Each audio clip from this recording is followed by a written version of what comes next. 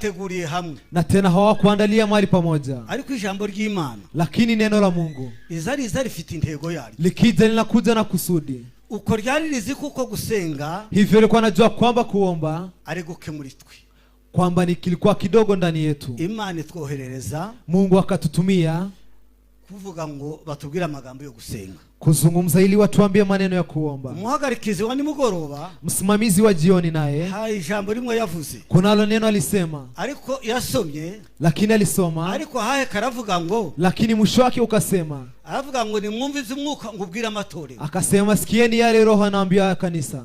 Nimwumvize umwuka ubwire amatorero. Yale sikiza yale Roho anaambia kanisa.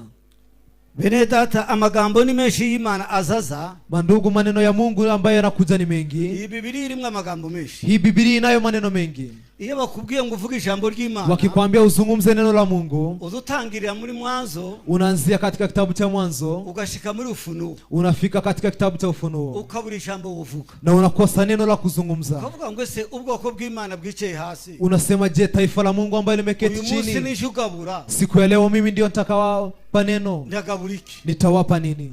Ugasenga Imana, alafu naomba Mungu, hakazamwe amagambo menshi, kuna kuja maneno mengi.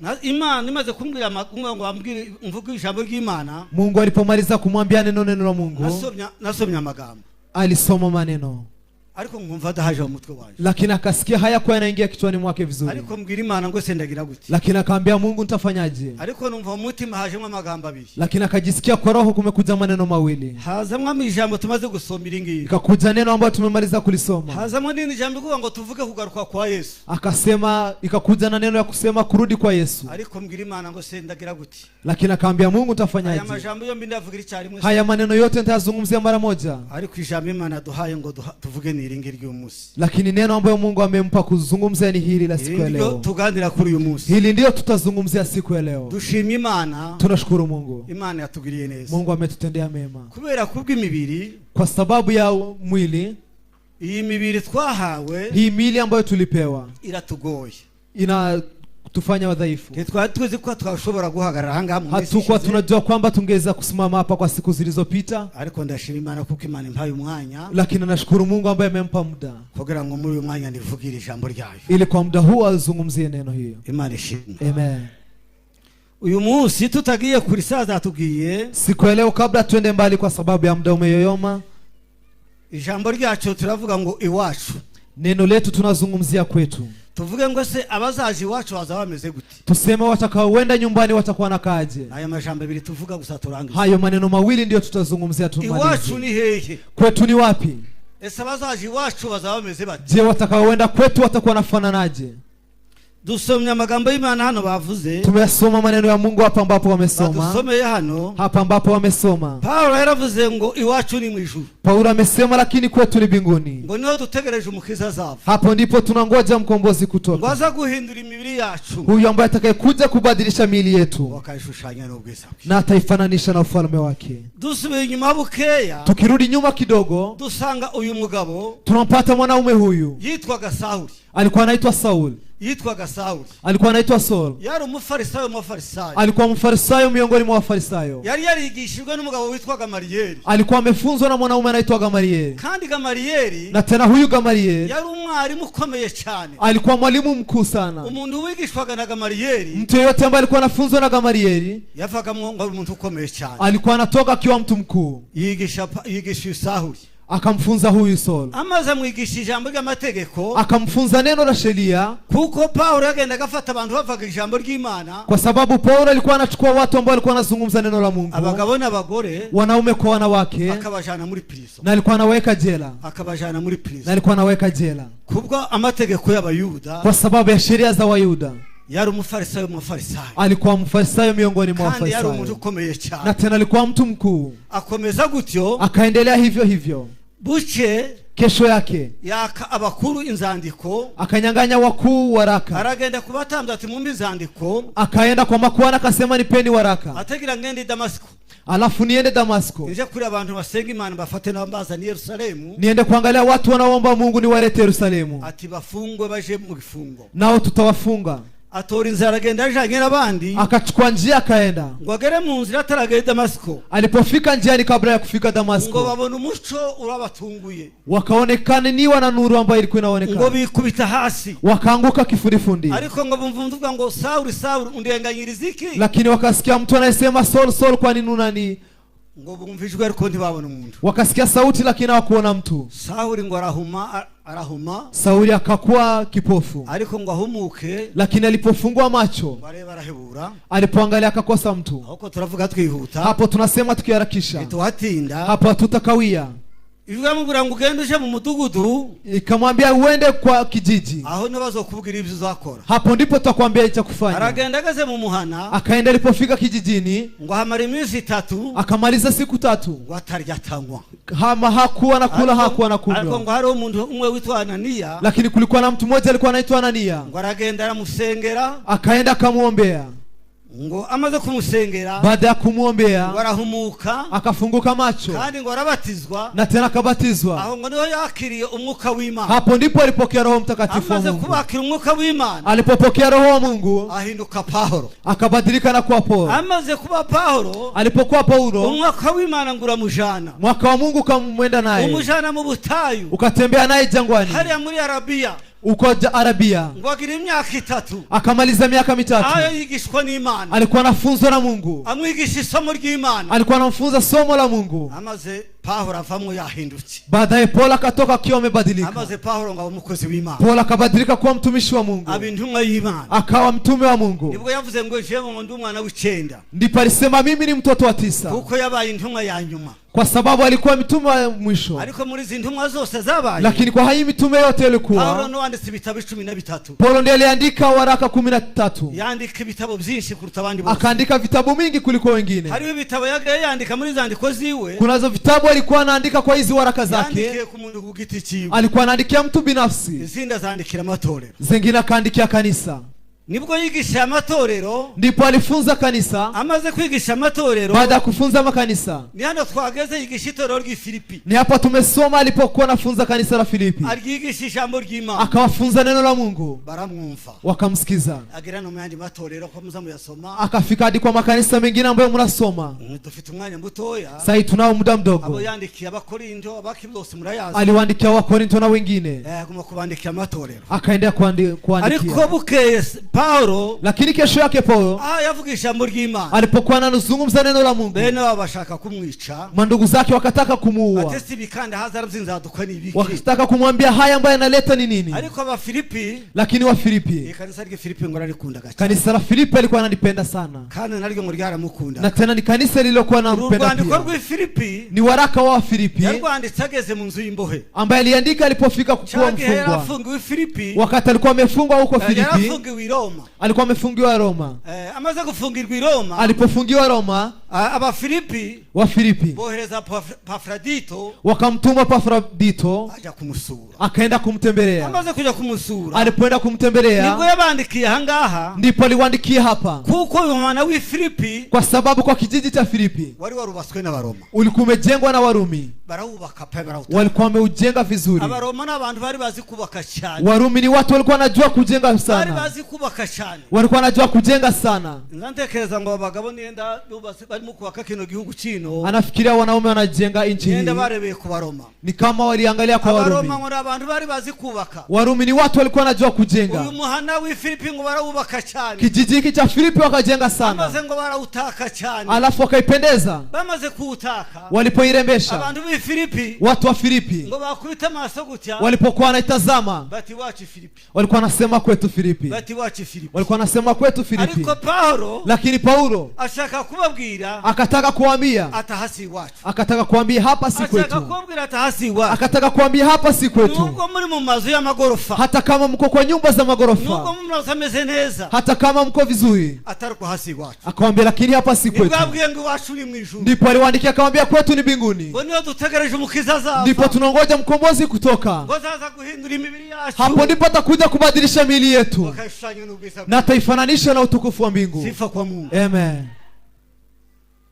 Natwe bene data, Nasi mandugu, ndashaka kubabwira gutya ngo nataka kuambia hivi, twebwe abari mu mubiri, sisi wale ambao wako kwa mwili, aha si iwacu. hapa si kwetu. Muri Kenya si iwacu, Kwa Kenya si kwetu, muri Kongo si iwacu, Kongo si kwetu, mu Buganda si iwacu, Uganda si kwetu, mu Burundi si iwacu. Burundi si kwetu. Mumenye ko turi abashitsi muri kino gihugu. Mjue kwamba sisi ni wageni kwa nchi hii. Nashatse kubabwira ngo mumenye ko iwacu ari mu ijuru. Nimetaka kuambia mjue kwamba kwetu ni mbinguni. Uko hasi iwacu turi, Hapa sio kwetu. aha dufashe ingando, Hapa tuko kwa safari. aha dufashe igihe, Hapa tuko kwa safari. ariko iwacu ni hehe?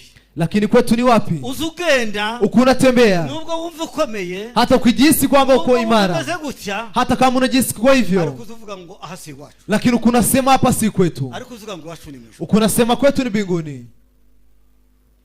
Aha si iwacu, Hapa si kwetu.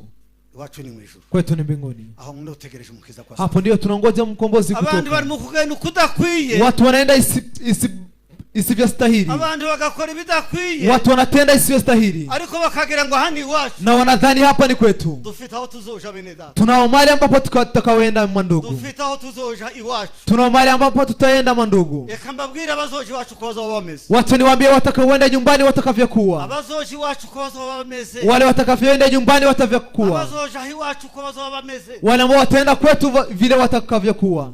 Kuzoja iwacu ni amagambo menshi. Kwenda nyumbani ni maneno mengi. Uhaguruka nawe uvuga amagambo y'abazoja iwacu. Ukisimama na unaweza zungumzia maneno ya watakaoenda nyumbani. Iwacu ni menshi, Maneno ya wale watakaoenda nyumbani ni mengi. natoranije nk'amagambo 11 Lakini amechagua maneno 11 litubwira kuzoja iwacu ko bazaba bameze, ambayo yanatuambia wale ambao watakaoenda nyumbani vile watakavyokuwa. ko bazaba bameze. Vile ambavyo watakavyokuwa. Ijambo rya mbere, Neno la kwanza n'abazabizera Imana. ni wale ambao wanamtumainia Mungu. Iyo musomye igitabo cy'Abaheburayo Tukisoma kitabu cha Wahebrania 11 no ku murongo wa mbere, 11 mstari wa kwanza, havuga amagambo yo kwizera, inazungumzia maneno ya imani. ngo kwizera Imana, Nasema kuimani kwa Mungu n'ukwiringira rwose ni kutumai udashidikanya. bila kuwa na mashaka. Usome kuri iyo sura. Msome sura hiyo. Abazaji wacu ngo n'abantu bazabizera Imana. Wale ambao watakaoenda nyumbani ni wale ambao wanaamini Mungu. Ukizera Imana ukamenya kuko Imana ari imwe. Kuamini Mungu na unajua kwamba Mungu ni mmoja. Imana rukumbi. Unajua ni Mungu wa pekee. Nta zindi mana zihwanye nayo. Ambaye ni hakuna Mungu mwingine kama yeye. Abazoji wacu n'umuntu wizeye Imana. Wale watakaoenda nyumbani ni wale wanatumainia Mungu. Abantu babayizera Imana ukizera Imana. Wale ambao wanatumainia Mungu. Mu bugingo bwao ukagenda wizeye Imana. Kwa maisha yao wanaishi wakiwa na kutumainia Mungu. Watu wengi wanaabudu miungu. Ariko abizera ibigirwa mana. Lakini wote wanaoamini miungu. Abantu bazoji wacu. Hawa wataenda nyumbani. Ariko uzoji wacu. Lakini yule atakayeenda nyumbani ni umuntu wizeye Imana. Ni yeyote anayeamini Mungu. Umuntu wizeye Imana. Ni yeyote anayeamini Mungu. Umuntu ijambo rya kabiri. Mtu neno la pili. N'abantu biringiye Imana. Ni watu wanayemtumainia Mungu. Abantu biringiye Imana. Watu wanayetumainia Mungu. Iyo dusomye Zaburi, tukisoma kitabu cha Zaburi 25 no ku murongo wa kabiri mstari wake wa pili, abazoji wacu n'abantu biringiye Imana. Watakaoenda nyumbani ni wale walimtumainia Mungu. Abantu ngo biringiye Imana, Daudi yaravuze. Daudi alisema watu wanayotumainia Mungu. Umuntu ngo wiringiye Imana. Mtu anayetumainia Mungu. Ngo ntaza korwa n'isoni. Huyo haezi aibika. Nta soni zamukora n'umunsi n'umwe. Hakuna aibu inaweza mpata hata siku moja. Kuko ngo afite umwami yiringiye. Kwa sababu anaye mfalme anayeamini. Afite uwo yiringiye. Anaye yule ambaye ameamini. Abazoji wacu n'abantu biringiye. Wote watakaoenda nyumbani ni wale yule wameamini. Ukiamini Mungu uzaje mu bwami bw'Imana. Utaenda kwa falme ya mbingu. Uzaje wacu. Utaenda nyumbani. Tuzakorwa n'isoni. Hautaaibika. Ijambo rya gatatu. Neno la tatu. Ni ugukorera Imana. Ni kutumikia Mungu. Iyo dusomye mu gitabo cya Matayo. Tukisoma kitabu cha Matayo. Mu gitabo cya Matayo ni ibice 19. Kitabu cha Matayo 19. N'umurongo w'16. Mstari wa 16. Abazaja iwacu wote watakaoenda nyumbani n'abantu babakorera Imana. Ni watu wanaotumikia Mungu. Bakorera Imana. Watu wanaotumikia Mungu mu gitondo na nimugoroba. Asubuhi na mchana. Abo ndio bazoji wacu. Hao ndio watakaoenda nyumbani. Abo ndio bazoji wacu. Hao ndio watakaoenda nyumbani. Reka mbabwire gukorera Imana. Acheni niwaambie kutumikia Mungu. Kuri inzira nyinshi. Kuna njia mingi. Ariko reka mvuge inzira zibiri. Lakini acheni niwaambie njia mbili. Hari umugabo umwe. Kuna mwanaume mmoja. Wavuze ngo yenda azakorera Imana. Alisema yeye hatatumikia Mungu. Aravuga ati njewe sinzakorera Imana. Akasema mimi sitatumikia Mungu. Uzaba mu ikanisa. Nitaishi kanisani. Nzansenga. Nitakuwa naomba. Okay. Nitakuwa natoka. Urufaranga rwanje. Lakini pesa yangu. Akandu kanje. Kitu yangu. Ntacho nzakorera mu Imana. Hakuna kitu nitatumikia Mungu. Aricaye. Akaketi. Bukeye. Kesho yake. Umwanya aryamye ari mu nzu muwe. alipokuwa ameketi nyumbani kwake, ngabona umuntu araza aramubwira ngo, akaona mtu amekuja na kumwambia, ati haguruka tugende. akamwambia simama na twende. Yari mu bitotsi asinziriye, alikuwa usingizini, yari mu nzozi, alikuwa anaota. Arahaguruka baragenda ngo bashinga umusozi, akasimama akaenda na wakakwea mlima, barazamuka umusozi, wakaupanda mlima. ngo baze kurenga umusozi, walipoenda kumaliza kukwea mlima huo, basanga ari amatandukano abiri, wakapata njia mbili, imwe ngo ikaje ibumoso indi ikaje iburyo. njia moja ilikuwa inaenda kushoto, wengine kulia. aramubwira ati wowe uraja muri iyi ibumoso, akamwambia wote enda huku kushoto, naje ndaja mu iburyo, nami nitaingia kulia. yanzirije iburyo, hiyo njia ambayo ilikuwa inaenda kulia ikabamwa amazu meza, ilikuwa nayo nyumba nzuri, ilimwa amatara meza, ambayo ilikuwa na taa nzuri. yanzirije ibumoso, na hiyo njia ya kwenda kushoto ikaba ilimwe ibizu, ilikuwa nazo nyumba zasambaguritse, ambazo zilikuwa zimebomoka bomoka, zuzuye ubuchafu, ambazo zilikuwa zimejaa uchafu. ati wowe nahusha. Akasema hapo ndipo nyumbani kwako. Wa mugabo abwira undi ati singenda hariya. Mwanaume huyu akamwambia sitenda huko, naje ndagenda hari amazu meza, hata mimi nitaenda hapo, kunayo nyumba mzuri.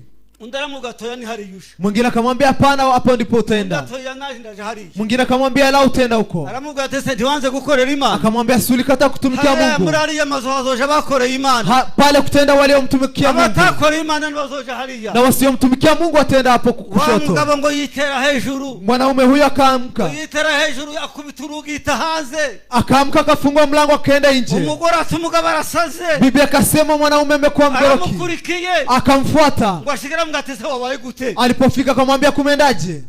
Wabaye gute. Akamwambia kumendaje? Ati nivyo nabonye. Akamwambia ni yale ambayo nimeona. Nivyo nabonye. Ni yale ambayo nimeona. Wa mugabo, mwanaume huyo, umugore amgatinjira mu nzu. Bibi akamwambia ingia kwa nyumba. Yinjiye mu nzu. Akaingia kwa nyumba. Amubaza makuru. Akamuuliza habari. Amubwira ibyo nabonye. Akamwambia yale ambayo nimeona. Ariko Akamwambia sitatumikia Mungu. nabonye abantu batazakorera Imana aho bazoja. Lakini nimeona mahali ambapo wale watumiki Mungu mahali wataenda.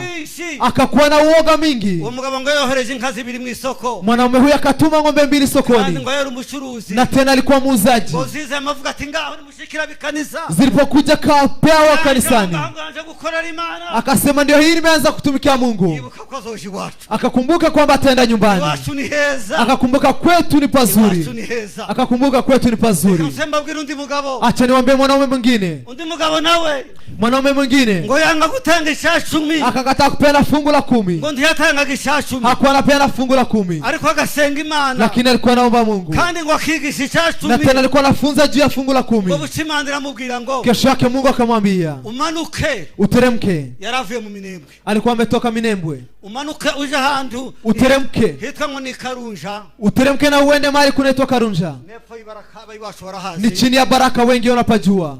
Aramubwira tugende, akamwambia uende. hariho umuntu utatanga igice cy'icumi, kuna mtu ambaye apeana fungu la 10. uyu muntu, huyo mtu uzoshika umuhonye, ufike na umuonye, atariko lakini uzogenda unyuri Kabera, uende upitie Kabera. nushika Mariamu azokurangira inzu y'uwo muntu ahiri Karunja. ukifika Mariamu atakuonyesha nyumba ya huyo mtu.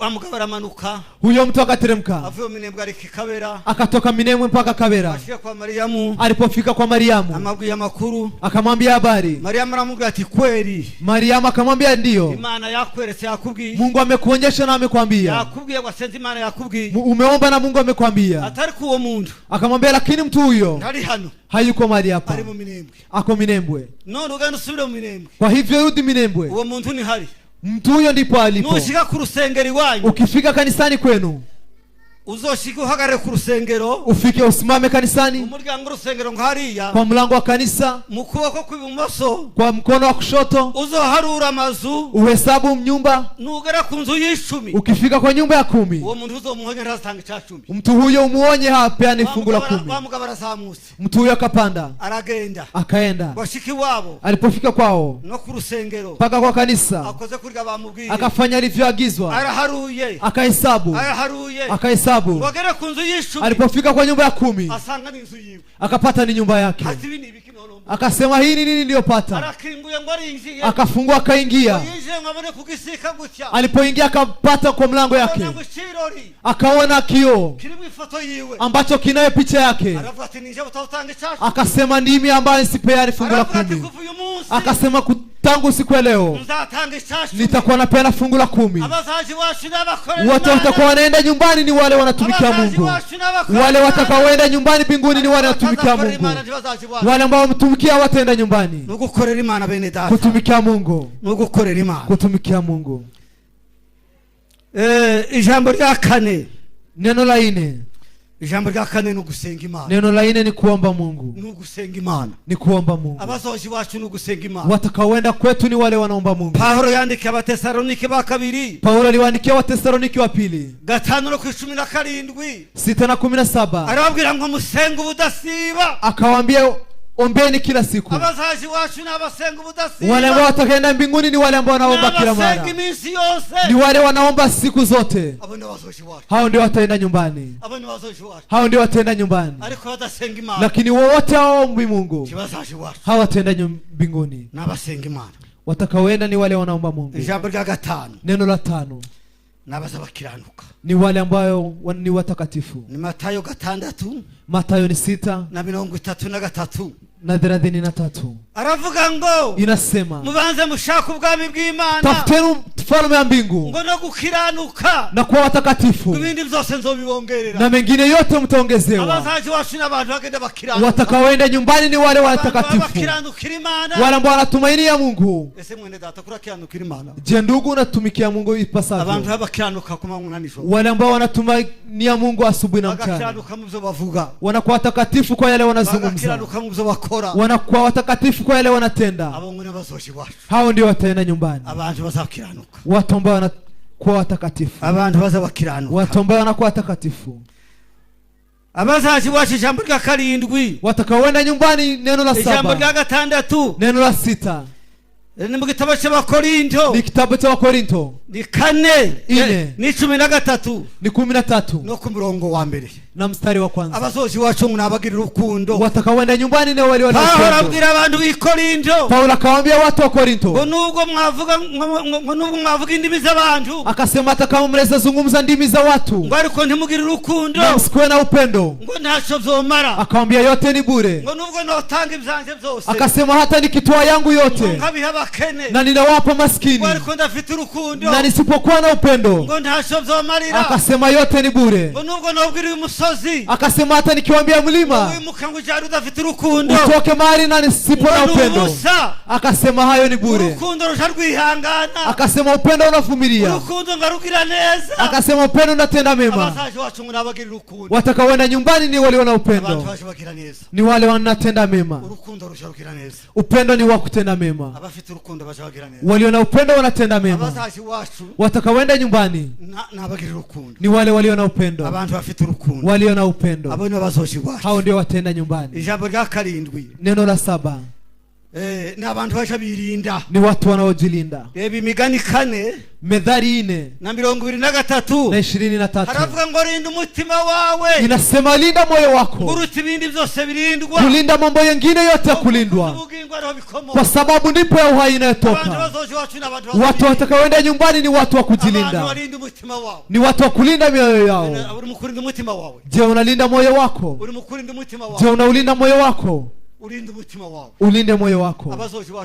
Watakaoenda nyumbani ni watu wanaolinda mioyo yao. Je, unajilinda kwa yale unazungumza? Je, unajilinda kwa yale unatenda? Lakini watakaoenda nyumbani ni wale wanajilinda. Mandugu, mjilinde. Watakaoenda nyumbani ni wale wanajilinda. Ijambo ry'umunani, neno la 8, n'abantu bazabihana, ni watu ambao wanatubu. N'abantu bazabihana, ni watu wanaotubu. Soma Zaburi, kitabu cha Zaburi 51 no ku murongo wa 2 no ku murongo wa 3, 51 mstari wa 3. N'abantu bazabihana, ni watu ambao wanatubu. Abantu ngo barakora ibyaha, watu sasa wanatenda dhambi, ariko kuvuga ngo bihane, lakini kusema watubu birakomeye, inakuwa vigumu, biragoye, inakuwa vigumu. Abantu ngo barakora ibyaha, watu wanatenda dhambi, ariko kuvuga ngo bihane, lakini kusema watubu. Ijambo kwihana, Neno kutubu. Watakaoenda nyumbani ni wale ambao wanatubu. Mtu ambaye anapenda kutubu. Mara pale tumesoma mfalme Daudi alipotenda dhambi, walipomwambia dhambi yake, Daudi akaanguka kifudifudi. Daudi akatubu.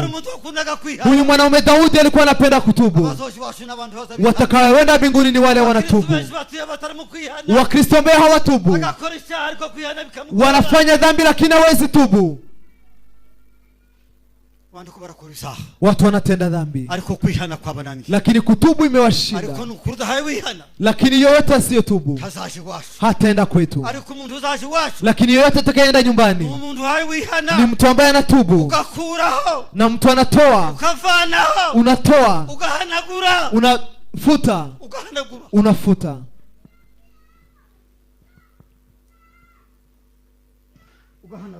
Unafuta. Ni watu ambao wanatubu. Mwimbaji alisema, akasema kutubu si hekima ama kuwa na hekima mingi, ila tu kusema na kinywa chako kwamba wewe ni mwenye dhambi, na unakiri na kinywa chako kusema wewe ni mwenye dhambi, na Mungu naye anakusamehe. Yeyote asiyetubu, yeyote asiyetubu hawataenda nyumbani hata kidogo.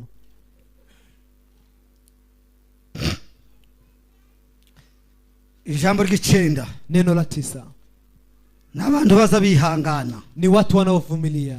Yakobo 1:12, kitabu cha Yakobo 1:12, haravuga ngo ahirwa bihanganira ibibagerageza. Inasema heri wanaovumilia yale ambayo yanawajaribu, kwa sababu watakapokubaliwa watapewa taji la uhai. Watu ambao wanavumilia ndio watakaenda nyumbani. Ukihanganira umuturanye, unavumilia jirani wako. Umugabo akihanganira umugore, mwanaume anavumilia bibi yake, akihanganira umugabo, bibi anavumilia bwanake. Ariko ivyo muri kino gihe birananiranye, lakini ya sasa yamekuwa magumu. Ingo nishiko zirasenyuka, familia mingi zinabomoka. Lakini watakaoenda nyumbani ni wale wanavumilia. Si kwamba watapewa taji la uhai. Wakimaliza kukubali watapewa taji la uhai, kwa ile ambayo Mungu alituaganisha. Tunayo taji ambayo Mungu alituahidi, tutavalishwa. Heri wanaovumilia yale ambayo yanawajaribu. Watu wameshindwa kuvumilia. Unashindwa kuvumilia bibi yako, ewe bwana uvumilie bibi yako. Ewe mke uvumilie bwanako, hata kama bwanako ni mdhaifu, lakini mvumilie, umwambie vizuri, muombe kwa Mungu ili umfikishe kwa wokovu. Kama unavumilia majaribu hayo, si kwamba utashinda, utapewa taji la uhai. Enyi mandugu, tuvumilie. Watakaoenda nyumbani ni wale wanavumilia. Je, unavumilia majirani wako? Unaweza kuwa uvumilii wengine. Je, unavumilia bwanako? Unavumilia bibi yako? Kama bibi yako ni mwizi, mvumilie. Kama bibi yako ana ulimi refu, mvumilie. Watu wameshindwa kuvumilia wakati huu, lakini vumilieni mandugu. Majaribu tunapatana nayo, lakini siku tutakaposhinda tutapewa taji la uhai kwa wale ambao wanavumilia. Neno la 10 ni furaha. Ukisoma Filipi 4:4, Paulo yabwiye abantu b'Filipi, Paulo aliwaandikia watu wa Filipi, aravuga ngo nimwishime, akawaambia furahini. Ngo yewe nongeye kuvuga ngo nimwishime, akawaambia enyi ninawaambia tena furahini. Akawaambia uzuri wenu ujulikane na kila mtu, kwa sababu mfalme wetu yu karibu. Haleluya, haleluya. Nabagira ibyishimo, wale ambao wana furaha, wale ambao wako nyumbani mwa Mungu na wana furaha.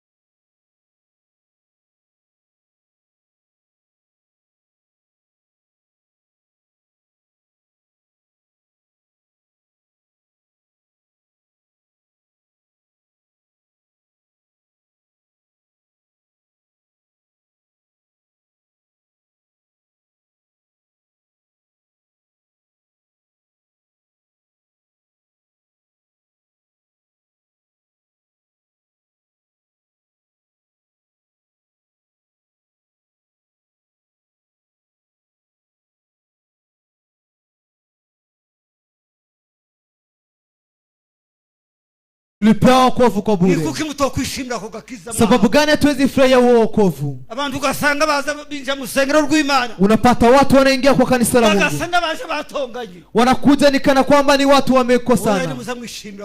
Mfurahieni kwa Mungu. Paulo alisema furahieni kwa Mungu. Tufurahie kwa mfalme wetu.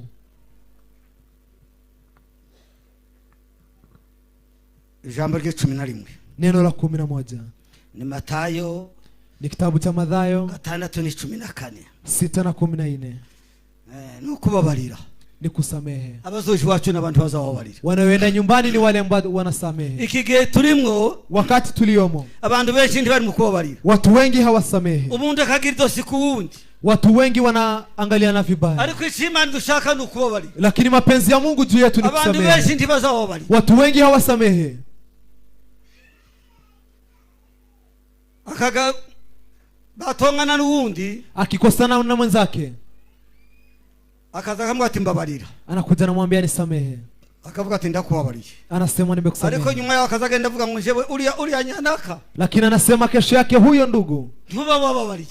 Hiyo hujasamehe. Ariko kubabarira, lakini kusamehe ni uguhanagura, ni kutoa. Akaba inshuti yawe, anakuwa rafiki yako. Ariko abantu benshi bananiwe kubabarira. Lakini watu wengi wanashindwa kusamehe. Bananiwe kubabarira. Wanashindwa kusamehe. Wamara kubabarira ukagenda uvuga kandi ngo yageze gute nageze gute. Ukimaliza kusamehe unaendelea kusema maneno mengine. Hivyo si kusamehe. Ariko bene data, lakini mandugu, abazozi wacu ngo nukubabarira. Watakaoenda mbinguni ni wanaosamehe. Nimba ngutababariye mugenzi wawe, kama hujasamehe jirani yako, ni Imana ntizakubabarira. Hata Mungu wako hatakusamehe. Ariko babarira mugenzi wawe. Lakini samehe ndugu yako. Nubwo yagukosheye, hata kama amekukosea, babarire, msamehe, uhanagure, utowe, yongera bishuti yawe, alafu endelee kuwa rafiki yako. Yongera bishuti yawe, aendelee kuwa rafiki yako. Bene data, enyi mandugu, abazaji wacu, watakaoenda nyumbani, abazaji wacu, watakaoenda mbinguni, n'abazababarira, ni wale ambao wanasamehe, n'abazababarira, ni wale ambao wanasamehe. Ibrahimu ngo yitegereje wa mudugudu, alipotazama, arangije ngo mudugudu, alipotazama, muri cyo cyatumye ngo mahema na Isaka na Yakobo,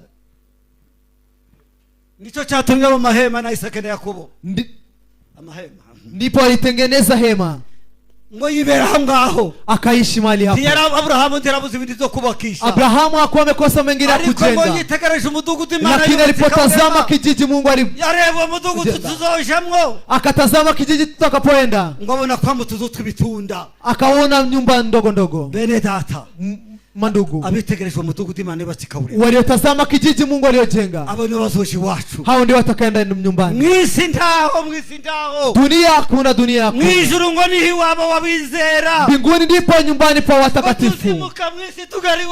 Tutatoka dunia na tuende nyumbani.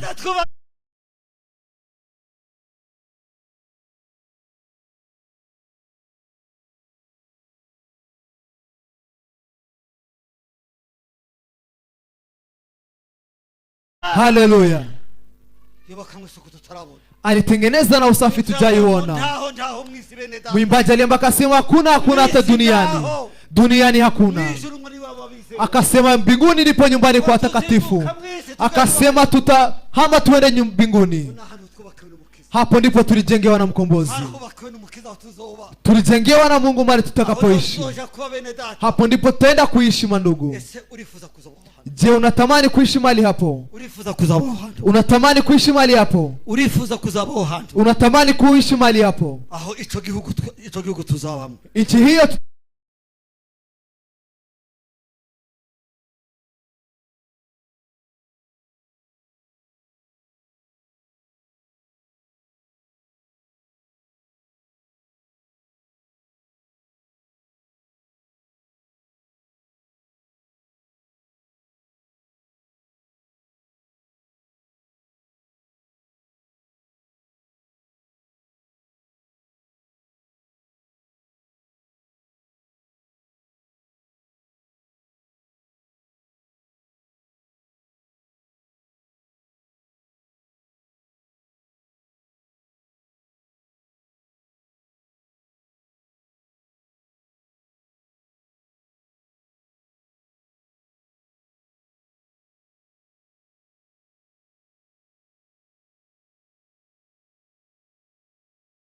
mbia kwetu ni mbinguni.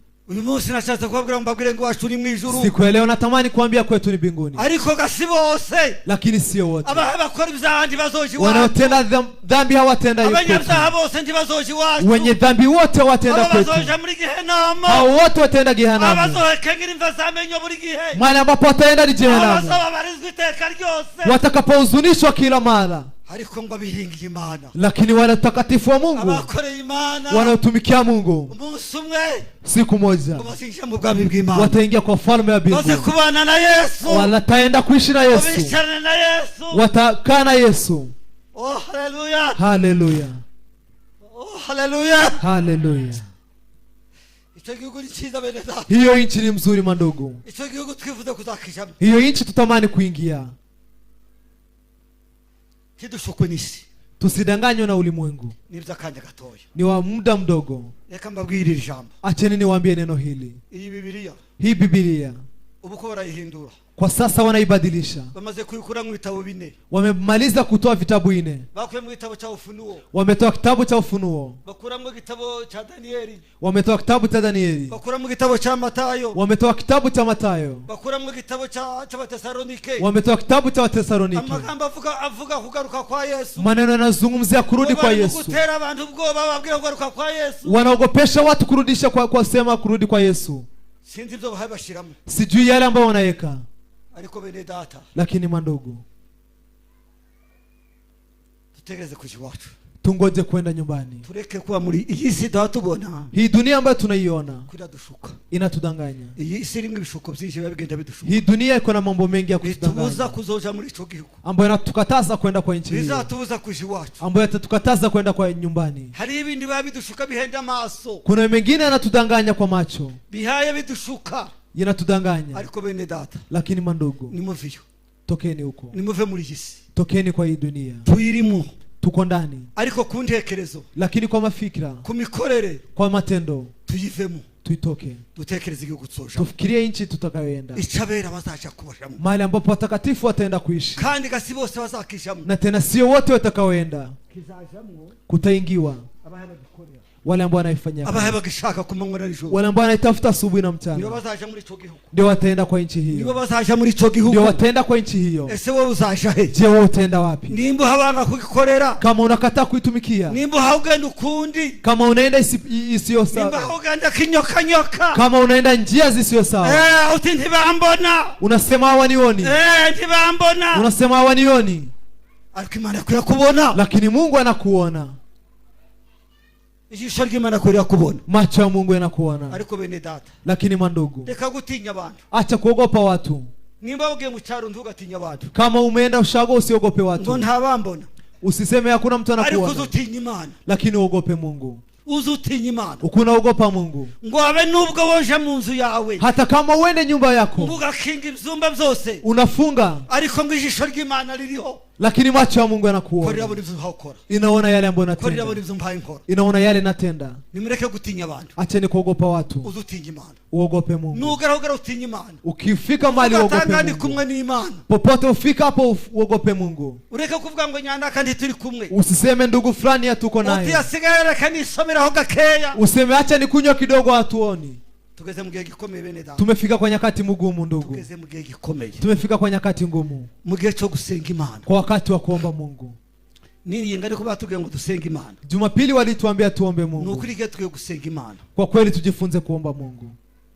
Ababishinzwe bari gaberekanye abishinzwe ngo n'abanyamasengesho. Wale ambao wametuonyesha kwamba ni waombezi. Nimuhaguruka musengeshe abantu. Mukisimama muombeshe watu. Musengeshe itorero. Muombeshe kanisa. Tugeze mu gihe gikomeye. Tumefika wakati mgumu. Tugeze mu gihe gikomeye. Tumefika wakati mgumu. Igitorero giye guhigwa. Wakati kanisa linatafutwa. Ibi habikorwa ubunyire bene data igitorero giye guhigwa. Mambo yanatendeka sasa, kanisa inatafutwa. Ibi bitabo vitabu hizi ibimara kuvamwo zikimaliza kutolewa tutuzi ibindi bazashiramo, hatujui mengine atakayowekwa. Aya magambo ni ndizo sakuyavuga. Maneno haya nani atakayozungumzia? Ese umaze usaba Imana guha imbaraga, uombe Mungu akupe nguvu. Umuntu uzavuga bavuga ngo bagushinje wemere bagushinje, si kwamba watakasema kukuchinja ukubali uchinjwe.